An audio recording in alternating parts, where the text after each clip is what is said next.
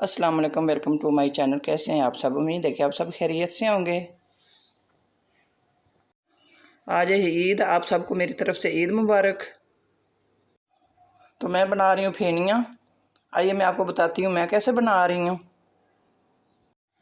ये दूध है 3 किलो।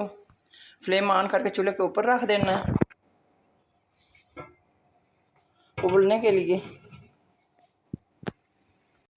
और ये फेनियाँ हैं आधा किलो। चीनी शामिल कर देनी है 1.5 कप 200 ग्राम। ड्राई फ्रूट शामिल कर देने हैं, किशमिश और नारियल। बादाम शामिल कर देने हैं।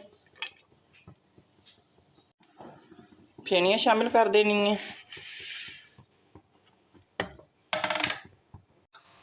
ज़्यादा नहीं पकाना, 1-2 बुआले आए तो आपने उतार लेनी है, बस तैयार हो गई हैं।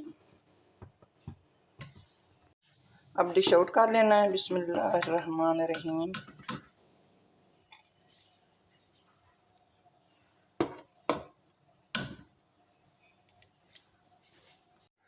दूध वाली ईद फेनियाँ तैयार हो गई हैं, बहुत ही टेस्टी और ज़बरदस्त बनी है। अगर आपको ये वीडियो पसंद आई है तो मेरे चैनल को सब्सक्राइब, वीडियो को लाइक और शेयर कर दें।